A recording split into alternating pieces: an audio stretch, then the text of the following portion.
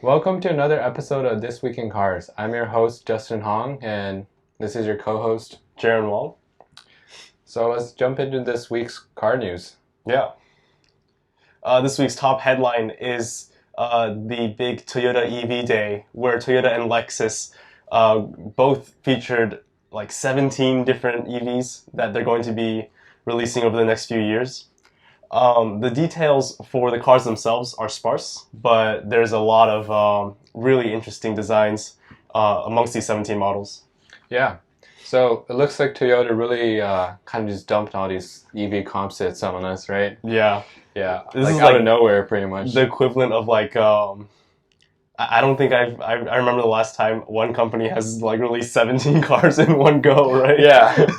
I mean, we don't know if they're gonna build them all, right? Mhm. I think it's just Toyota. They want to. I feel like Toyota's been kind of late to the game with the whole EV transition. Mhm. So they just want to like push all of this out and show that they're gonna like make an effort towards That they're still relevant. Yeah. So I mean, it doesn't take much effort to kind of Photoshop a bunch of concepts, right? I think it's more than Photoshops. They've definitely gone past the clay modeling and got to a point where they have like the physical I think models. for some of them, I feel like they're still in the rendering stage. Actually, if you look at the press photo, one of the SUVs, it's kind of morphed into the ground.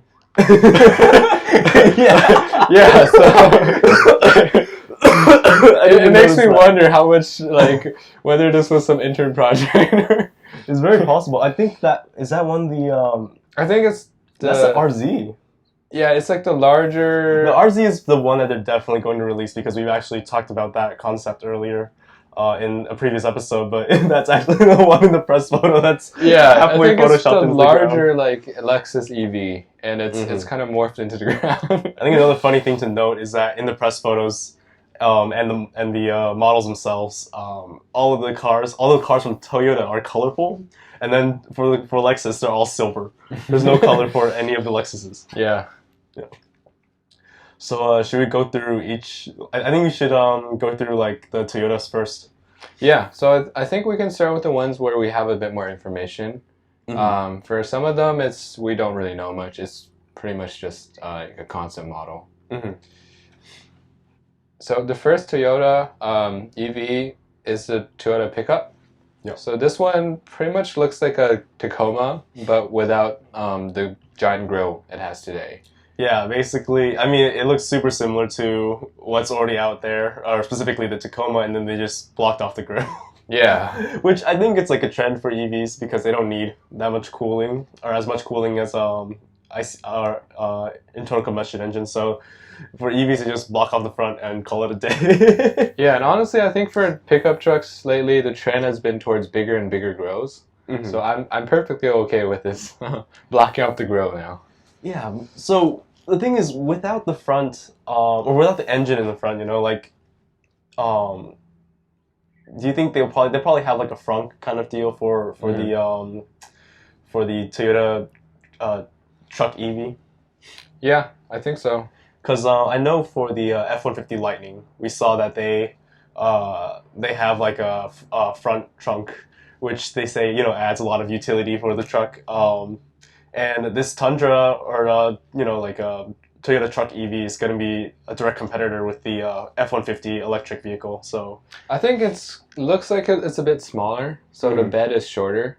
I think it's towards a smaller market like Tacoma size, whereas the Tundra is the one that competes with the F-150. So this one will probably go against the Ford like Maverick or the Chevy, their smaller truck. Yeah, the Maverick is I think even one smaller. Like the Maverick, it's honestly like a city car, right? But in a Mhm. pickup. Yeah. Yeah, that's so true. it's kind of in between. But it's interesting how large tires this has, right? It looks like it has these off-road giant tires. Yeah, and I think that kind of goes to our conversation about electric off-roading vehicles. Like, are they even really feasible? Considering like there's less range compared to a gas car. They're gonna be heavier. So it's cool. It has a rugged appearance, but the question is it actually like practical? Yeah, and since this is still in the concept stage, I'm pretty skeptical that we'll get these tires in the actual production. Yeah, we'll probably get some super high efficiency Yeah. tires. Because it is an EV after all. Right.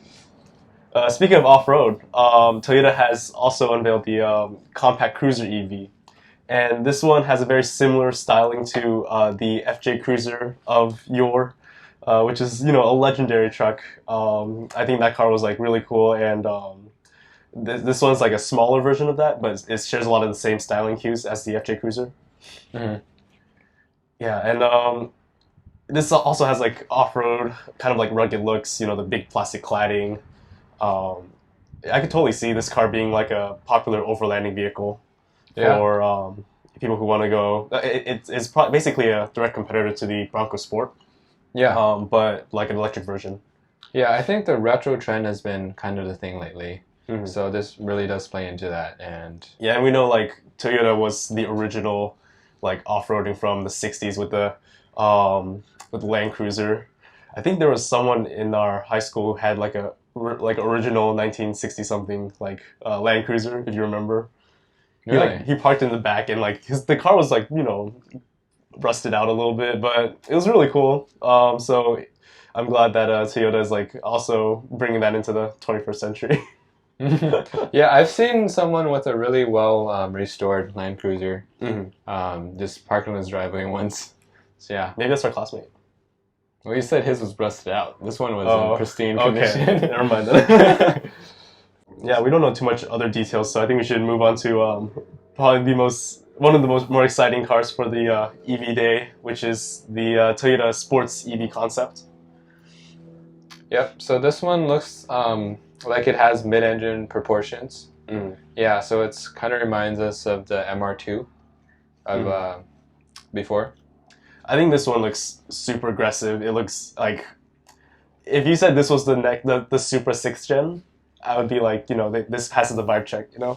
Yeah. We see like the front is like the LED lights wrap all the way around the from the top to the bottom of the front fascia, and then you have like rear vents that like mimic a lot of the supercars that go into the what would be the mid-engine bay, but we know for the EV we don't need that kind of, or there's not that kind of cooling necessity. So maybe those ducts are probably functional too for brakes. Yeah. I'm just hoping for this to manage to make it light enough. Like that, I think that's the main issue with EVs today. They have so much power, but because of how heavy the batteries are, they're just not fun to throw around like a Miata or a GR86. Yeah, definitely weight is a concern, but I would say like a good benefit of the battery is that it has a really low center of gravity. So, you know, like I think this would this just, at least from looks alone, it looks like a really good handling car. Yeah, I hope they actually make this. Yeah. Moving on from the sports EV, we have the most boring car of the Toyota lineup, which is the actually a bunch of boring cars, Yeah. a bunch of crossovers of all sizes. Yeah, but you know, an essential market. We know the Toyota Highlander is one of the top selling like SUV crossovers. Like they've been around. It's been around for like forever at this point, right? So Toyota is planning to replace that with the BZ5X, which is another. I don't like this naming scheme. It makes no sense to me. You know. Yeah, it's the Beyond Zero, right? That's what BZ stands for. Why couldn't they just call it Highlander EV? Like, that would make everyone's life better, right? Like, we know it's going to replace the Highlander. Why would you want to give us, like, an alphabet soup? Like, no one likes Acura's alphabet soup. Why does Toyota think people are going to like their alphabet soup, right? Yeah. I mean, at least there's, it's logical. You know, we've seen the BZ4X, now there's the BZ5X, there's going to be a BZ3X. So, yeah, we know that, like, this is probably going to have 3 rows. Nothing super interesting stands out from me, from the concept. Yeah, it's just like a Highlander, but EV. Yeah. And you have some sharp angles. I would say, like, typical. Yeah, the styling-wise, you know, it's following the BZQ, which isn't like a terrible design. and like I wouldn't say it's like revolutionary by any means, right? Yeah. So we also have smaller versions of that, of Yeah. course. So there's a BZ compact SUV. So this, we're speculating that might be called the BZ3X. Since it's smaller than the revealed like BZ4X. I think they should just drop beyond zero. Like we get it's an EV. What if they just call it like the 3X? You know, They might get to that eventually, but right now they want to. or does Tesla have a trademark on the number 3? Maybe. We know like Ford had the trademark for the Model E, which is why they couldn't get the Model E for sexy for Tesla. But yeah, I mean it feels like I feel like if they drop the 3X now, that would make life easier, right? Yeah. So this BZ3X, it looks like it's like kind of similar to a CHR today. Yeah. It looks very small. It's like a subcompact. The CHR itself, I mean, like, it looks exciting. Doesn't particularly drive exciting, but it's a pretty good, like, you know, it's targeted for the young demographic. And if you said like the CHR itself was an EV, like I would say it's already a very modern looking design. I think the BZ3X does streamline a little bit more than the current CHR. Yeah. So the next crossover that we have is this going to be the BZ2X? I think this one is it might not be like one of the BZs. Yeah, actually, there's no official BZ name, but you know, going by the trend, I could see a BZ2X. And there's also going to be a even smaller one, which they call the small SUEV, which they say is also not part of the BZ models line, but you know, they could call this a BZ1X. But then there's a smaller one called a BZ small crossover. So this one call this one the BZ0X because you know, like zero indexing, right? Yeah, zero indexing. Yeah. So the zero one looks very small. It's probably not going to be sold in the US because small cars don't sell well here. Yeah, Toyota had the it was the Toyota IQ or Scion IQ or something like that. I actually saw one on the road today, which was kind of a surprise. Yeah, he was zipping around the highway. Yeah, but I don't think the IQ sold particularly well in the US. They're fun to see on the streets, but I think just because of there's too many other trucks and stuff around America, like most people are pretty afraid of driving a smaller car around them. Yeah, it's not that like I think Americans just like big things. Yeah. But I can see this selling well in Japan and Europe, where small cars really are trendy. Yeah, would you say this would be like a Fiat 500 competitor? I think this has 4 doors though. Yeah, like I don't know what offerings there are in this class in Europe and Japan, but I can see this kind of competing with those in the like subcompact category. Right. And I think the final and one of the most important cars of the Toyota EV lineup is the Toyota BZ Sedan. I can't say BZ with a straight face. I get what it stands for, but it's just such a dumb moniker, man. Like, but yeah, this BZ this BZ Sedan is, you know, supposed to replace the Camry, and we know that despite declining sedan sales, the Camry is a very important car for Toyota. So this one's going to be a big volume seller, and they got to nail this one to you know, be able to push forward in this electrification of the brand. Yeah, so I think this is around the same size as the Mirai today, the hydrogen fuel cell car that Toyota has. I would say probably it looks a little bit shorter. The Mirai itself is like pushing full-size sedan length. You know, that I mean, the first generation looked like a Prius, and that was very disappointing. But the second generation, I think they, like styling-wise, the Mirai they definitely sharpened it up a lot. I've seen a few recently, and it's they realized no one would buy it if like they had to deal with searching for hydrogen engines and driving a really ugly looking car. Yeah. So they made a good looking car, but you know, there's still a lot of problems with, or not necessarily problems, but hurdles, so to speak, with hydrogen engine cars. Yeah. I know that Toyota probably earlier this year had a clip of their Corolla hydrogen, like Corolla GR hydrogen vehicle, and that like the exhaust sounded really good on that. Oh, so that's the one that actually like burns hydrogen Yeah. instead of the fuel cell. Yeah. You know, like there's multiple ways to reaching zero emissions, and like if we can get like hydrogen engines to sound as good as gas engines and be zero emissions, like that's another alternative. But I think from this EV day that we see, Toyota's mainstream cars are probably going to be mainly electric vehicles. Yeah. So I think that's pretty much all for the Toyota ones. I think there are a few like boxy van concepts. I think they're worth mentioning too. Yeah. Yeah, there's two of them. They're both boxes. One of them is called the micro box. Yeah, it's very literal naming. Yeah. Does that even fit a person? Probably. Are they like laying down in this car? Like No, I think it's bigger than it looks, right? I would hope so. It's hilarious to have like a QR code in front of the car. Yeah, it kind of reminds me of those Toyota like personal transportation pod things. Those things were so cool back in the day. Like there was the one called the Toyota PM, where it was like one pod where you like it was like oval shape, and you're just driving around like in an oval and four wheels. And I thought that was the coolest thing as a kid. But I mean, so now the pods become a box. Yeah, I mean, I would say the pods were more had better drag coefficient. Yeah, I mean, I figure you probably wouldn't be going fast in these anyway. No. Yeah. It's very much an urban car.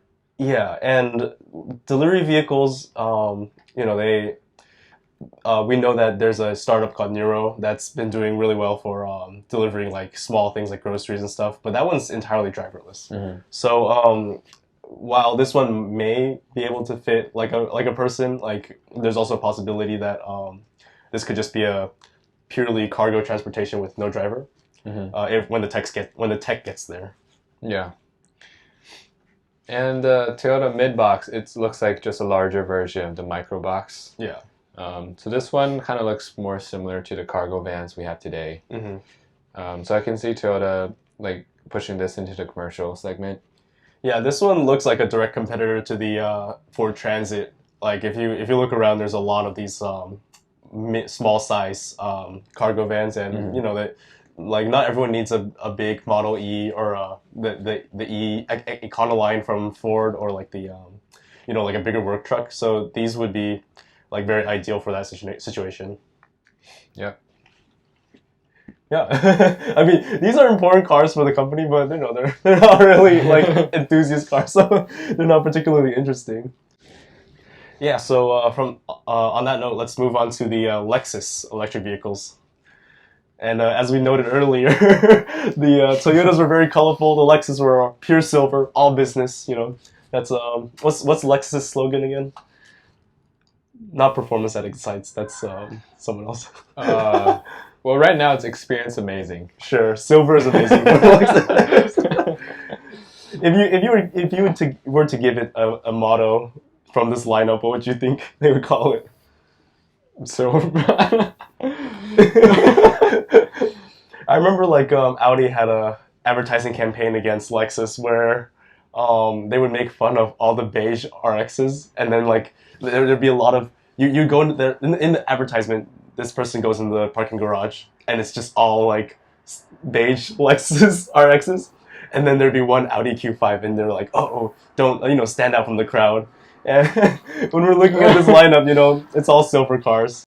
But I don't think the advertising campaign really worked for Audi in that case, because I think the RX is the best seller for Lexus. Yeah, but the thing is, like, for Audi didn't have to be the best seller; they just needed to be the one that stood out from the crowd. And I think that's the same logic that goes for like Italian cars, or like you know, like Alfa Romeo for instance.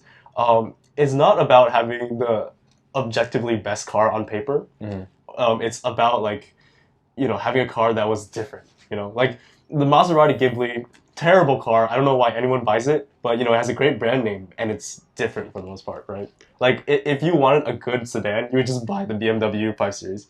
But people who buy the Ghibli don't really care about how many times they have to go to the shop, but they want something that, you know, stood out from the crowd. And at least that's what Audi was going for. But you know, like I think that's a testament to Lexus's brand. In itself, it's like it's become the de facto reliable luxury car. And I think that's actually another reason why Toyota has been kind of slow to electrification, is because they have like rigorous testing standards. They don't just adopt the next big tech before you know, thoroughly putting it through the paces. Yeah, yeah. So I think probably the Lexus EVs are the ones you would feel safe like actually buying instead of leasing. Yeah. So are we saying like BMW electric vehicles are not going to be reliable? There's a possibility. I bet money they are actually. Yeah, so I think we should start off with the Lexus electric sedan. From the photos we see, it's probably like between the IS and a GS, and I like, you know, this is I think it's a clear indicator that we're getting rid of the spindle grille finally. Right. Yeah. I think it looks closer to the GS. So the GS has been discontinued for, I think, has it been a year or two? So this is like the electric revival of the GS. Yeah, and you know, the last performance GS sedan we had was the GSF, and that car was, you know, incredible. V8 sedan, 4 doors, you know. The perfect Autobahn stormer, so to speak, right? And I'm hoping that, you know, we'll see that kind of characteristic from this car as well. Yep. Yeah, moving on to the Lexus electric 3-row SUV. We know that the only a few years ago, probably 2018, Lexus revealed released the RX 450L.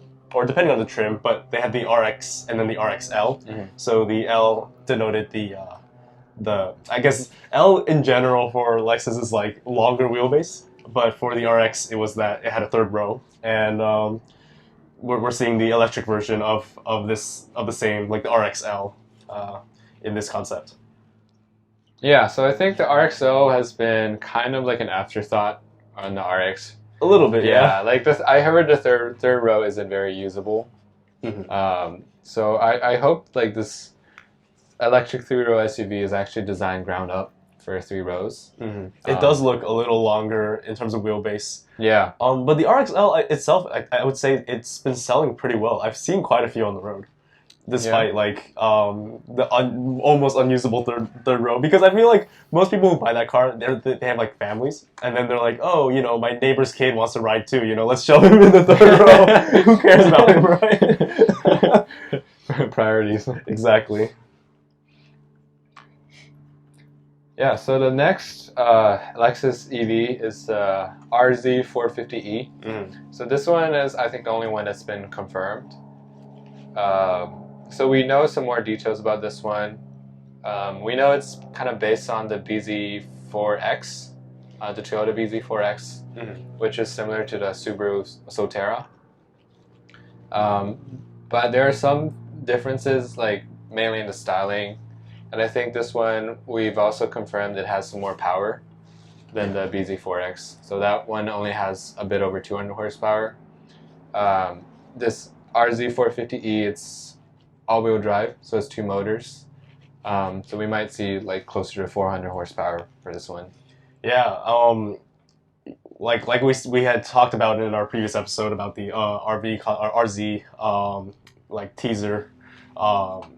You know, the design is quite similar to, I would say, like now that it's unveiled, it was pretty similar to what we saw in the teasers, and there's still that space for the spindle grille, but now it's completely blocked out.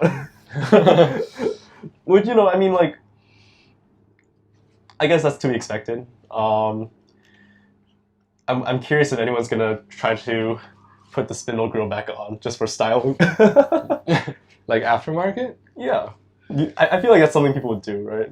Yeah, Because people do everything, right? Otherwise, it would just be a big blank space. Which, I mean, for some cars it's okay, but when you have such a big space that's negative, where the spindle grille was, you know, I think it does make the proportions look a little weird.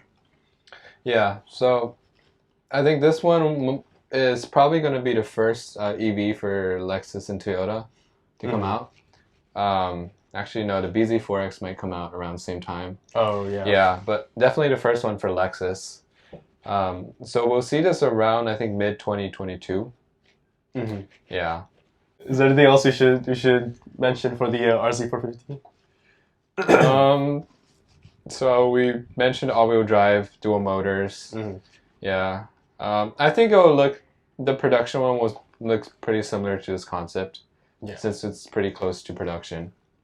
Yeah. Cool. Then let's move on to the I think this is the crown jewel of the Lexus EV lineup, which is the Lexus Electrified Sport. This one has, I would say it has the most buzz out of in the entire lineup actually, because of how badly people want the Lexus LFA to return. So this one is the spiritual successor to the LFA. We see a very low slung car. The hood is like enormously long for a car that has no engine in front, right? But this is a very aggressive styling. It's actually, for me, it looks quite similar to a McLaren. Oh, it does, yeah. Definitely from the front. Mm-hmm. So this one, I think Lexus is announcing some pretty high performance claims, right? Yeah. Yeah, so they claim that it'll get to 0 to 60 in the low 2 seconds and have over 400 miles of range. And how they will accomplish that is through their solid-state batteries. So I think that's something that Toyota has been working on for a while. Yeah, and that's might be one of the reasons why they're kind of late to the EV game, because they want to wait till the solid-state batteries are mature.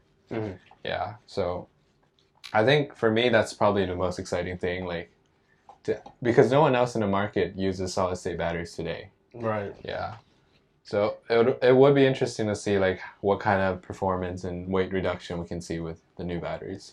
Yeah, I mean, this car, because of how legendary the LFA is, it has big shoes to fill, and I would say in the state of EV supercars, we have the Rimac, we have Tesla's Roadster, which is 200K. I would say this is probably gonna. I would expect it to be around what the LFA starting price was, which is 300K ish. Yeah, 300 something. Yeah, 300 and some pocket change for those with 3 commas. But this is greatly exciting. Everyone has been. It's unfortunate that we're not going to hear another V10. But and that is a defining feature of the LFA. Yeah, it is. So I'm not sure how they're planning to fill those spiritual successor shoes. Yeah. Yeah, because the main part of the LFA was that V10 engine and how it sounded. Right. Yeah. So, and I'm not sure how you can replicate that with a electric powertrain. One thing I'm curious about is so we know the LFA had that insane carbon fiber weaving machine that they use for all the carbon bits on the LFA. Do you think we're going to see that kind of that machine be put back into work to produce these cars? Well, I think Lexus mentioned that they have some secret sauce they're going to put into this, right? Right. So is that it? Is that the secret It might sauce? be something even new, right? Because they invented that carbon fiber weaving machine for the LFA. So by the same logic, maybe they'll create something new, some actual innovation just for this supercar. Yeah, it's possible. Yeah. I mean, how much in terms of R&D costs, I think they definitely spent more than they made on the LFA. Yeah, the LFA was a loss in terms of profit. So what's the reasoning for them to not use the same? That machine's probably sitting in Japan somewhere, right? No, I mean they're probably going to use it, but they might do something new. Oh, at the something same time. else. Yeah. Interesting. And I'm thinking maybe the solid-state batteries are that secret sauce, but I'm hoping there's something we don't know about yet. Something that makes it special, because right now it just seems that some super EV, right? But we want to see what's that secret sauce. Cool. I think we went through the colossal amount of EVs that Toyota and Lexus have revealed, so we can finally move on to our next news of the week. For the next news of this week, we have the Shelby GT500KR, which is an anniversary edition for Shelby, marking the 60th year of the brand. It's going to be limited to 180, so we're going to have like 60 for each model year from 2020 to 2022. And there's also going to be like 45 for international, or international. So I think this is a special car. It's going to be a swan song car, which is, you know, every other week we have a swan song car for each model. But the KR in this one stands for King of the Road, and with over 900 horsepower, I think that's a valid moniker. Yeah, I think this one will definitely be a collectible for Shelby enthusiasts. Mm-hmm. Yeah, and because the production numbers are a lot lower than the KR models from the past, right? Mm-hmm. We only have 180 total this time, compared to, I think, I want to say like thousands from when they had the KR models previously. Yeah. So this is gonna be like highly desirable. Good luck trying to get this one. I mean, I guarantee it's gonna be marked up like to hell. Yeah. But you know, like with the car's powertrain itself, you know, we have a 5.2 liter V8, and the supercharger is a insane 3.8 liter displacement supercharger. You know, like there's no doubt, like, you know, I think 900 horsepower is probably underrating it. Yeah, and honestly, I think it's probably not usable. Like the like normal GT500, it has like I think 760 horsepower, and that's only going to the rear wheels. So it's already like kind of unusable, right? It's not like the mid-engine Corvette where you actually have like better weight distribution and traction control. Like with the front engine, you kind of just spin your tires. So in terms of like actual performance, I don't think this is gonna perform much better than the normal GT500. Yeah, we've already seen like the GT500, GT350R. You know, that they're too much for the street for sure. Yeah, like sure. these are, you know, gonna be essentially track weapons. And even on the track, right? Like with that kind of power just straight to the rear wheels, like that's just like it's gonna be hard to control. And but you know, it's I'm glad they're making it for sure. And I think it's, you know, it looks great. I am curious, like, how much visual cues does it have to differ itself from the normal GT500 though? Well, you have like a bunch of carbon fiber, like the hood, Mm-hmm. I think the splitter, diffuser. You also have different wheels, and I think there are some changes in like the badges, the Shelby badges and stripes. Mm-hmm. So for Shelby enthusiasts, I'm sure they'll recognize it instantly. Yeah, and it feels like being a dead horse, but you know, something domestic car tribalism. Shelby people are gonna love this, and they're gonna buy it because they love Shelby. Yeah, and what's interesting is you can also like retrofit your existing GT500s. Oh. Yeah. So you can bring your GT500 and then pay them an extra like 55 grand, and they'll turn it into a KR package. And then you'll have a GT500KR. Right. Yeah. Cool. Yeah. It's so, you know, sad to see swan songs, but also glad they're coming out. So that's a cool release for this week. And I think onto our final piece of news is that we have some bad news for Toyota owners who have a remote start, because they'll have to start paying $8 a month to keep that feature. Mm-hmm. So what's kind of crazy about this is that Toyota has remote start both in their app, so you can remote start your car from your phone, but they also have the feature on a key fob. And so it makes sense that you need a subscription for your like app remote start to work, right? Because you have to talk to Toyota servers through the internet. But the key fob just directly communicates with your car, right? So there's no actual reason that we need a subscription just for something on your key fob to work. Yeah, I mean, according to Ars Technica, the reasoning for like to make sense of them charging the monthly fees that like these fobs use like 3G technology, I believe. I don't think so. I think they communicate directly to the car. Oh, okay, never mind. Yeah. So there is no like reasoning. I think it's just a money grab, right? Mm-hmm. So it's kind of reminds me like what BMW tried with the CarPlay subscription. Oh yeah. Where you had all the hardware in your car, but if you wanted to use Apple CarPlay, you had to pay a subscription. So for that one, I think that one makes more sense in that BMW has to continually push software updates to maintain CarPlay working on the car. Like it makes sense, but it makes sense from a business perspective, but it like consumers should not accept something like that, right? Mm-hmm. So in this case, this is definitely like Indian giving. I'm not even sure if that's a PC thing to say, but like Indian giving is as in like you're given something and then like they say, oh, actually, we have to charge you for it now, and since this is using like RF, right? There's no reason for them to actually charge money for it at all. Yeah, and this only applies to Toyotas built after 2018. So the ones that were built before 2018, they also have this remote start. And for those, somehow you don't need a subscription to use your key fob. So that clearly shows that there's no like technological difficulty. Right. It's purely just a money grab.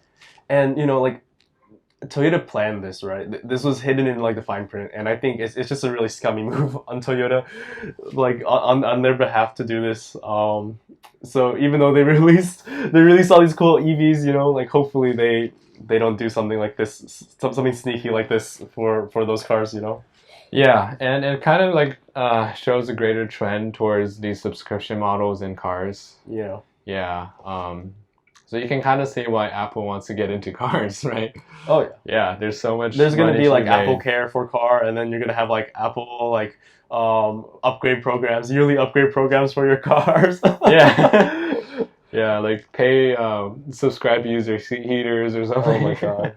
iCloud for your car. Yeah. And then so we should move on to our grinds my gear section.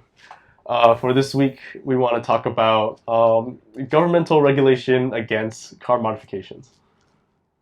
So I would say like this is kind of specific to California because this is where we are. But California has like probably the strictest regulations against car modifications in the entire U.S. Thanks to the California Air Resource Board. They're basically the ones controlling the emissions and a lot of these regulations surrounding cars. And there's we already know that California is going to be like one of the first states to move to that's going to stop selling gas vehicles. But existing vehicles right now, there's still a lot of regulations regarding how you can modify them, which I think that grinds my gears. Yeah, and I think it makes sense for governments to have regulations against like emissions or things like that where it actually affects the air quality for everyone. But like right now, California is kind of essentially banning all ECU mods. Yeah. Yeah, so you can't do anything to your ECU, even if it doesn't touch emissions or anything, right? Like they have a checksum in the ECU where if you make a change and flash something on it that they don't approve of, then next time you go to smog, your car's going to fail. Yeah, so essentially you can't change anything, even if it doesn't touch emissions. Yeah, I mean, it's just, it's good to, this is like the debate between like under regulation and over regulation. And I think California always ends up being on the over regulating side, right? To a point where it's like stifling and like it's a loss of like personal freedoms. And if we go too deep into like the whole debate, it might become like a Lincoln Douglas debate style deal. But like to like keep it short and sweet, essentially, like I think CARB and a lot of like these government organizations, they need to listen to what the people want, first of all, right?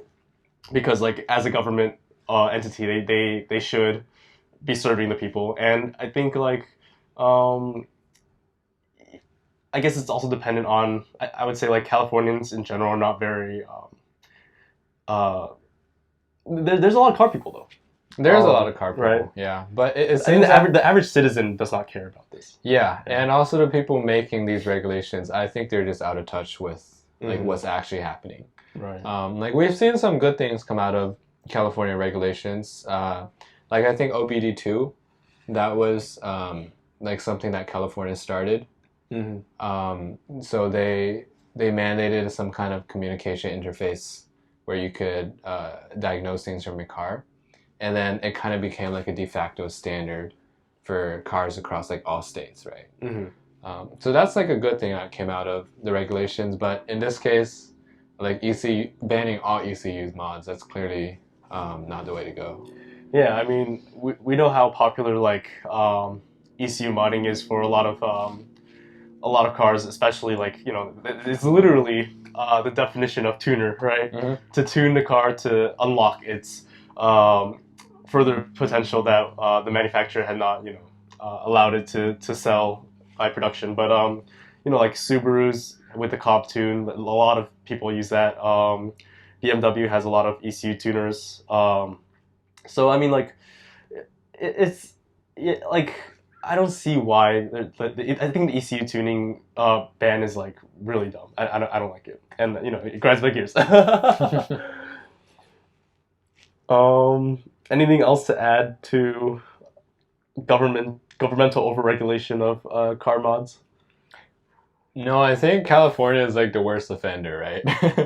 So anything else? It reminds me of there's H2OI, which is a festival in Ocean City, Maryland, and it originally started off as like a Volkswagen enthusiast meet, and it's kind of like spiraled out of control to a point where people go there like with their like heavily modified cars, usually lowered, loud exhausts, and it becomes like a game of like cat and mouse where the cops will pull you over and they start measuring your wheels or measuring your car height, and if it's like outside of the allowed height, they will impound your car. Wow. And yeah, it's like an annual thing, and it's become quite a big nuisance to the local community. They hate it. But like, I think it's, if they had not done that, right? Like if the cops had not tried to purposely like target people, I don't think it would have been such a big deal, you know? I guess it's kind of going a little off topic, but it is kind of like governments against car modifications, right? Like, when they like when the cops did this, it became a game of cat and mouse, and that just caused more people to want to rile the cops, like for multiple reasons. Like it could be like to go viral on the internet, or like, you know, like for them it was a game, right? And I think this is like, it's different from carb, but it's also another instance of this, and like, so, you know, like people should just be allowed to do what they want with their cars, as long as it doesn't harm other people, right? Yeah. Cool. I think that wraps up this episode. Is there anything coming down the pipeline in the coming weeks? So I think we have this GMC Sierra EV. So this is just a teaser. We basically like saw the front end of it. Yeah. So we know what the headlights look like. In typical EV fashion, everything, including the logo, is lit up. Yeah. There's also like, I think, no grill. Yeah. Yeah. Also typical EV fashion. Yeah. So not much. Not much that's like special here. Yeah. But I think we'll see this like debut probably early next year. Sounds good. Yeah. So be sure to follow us on our social media. This TWIC podcast on Instagram, on YouTube, This Week in Cars, and our website, thisweekincars.com. And thanks for listening.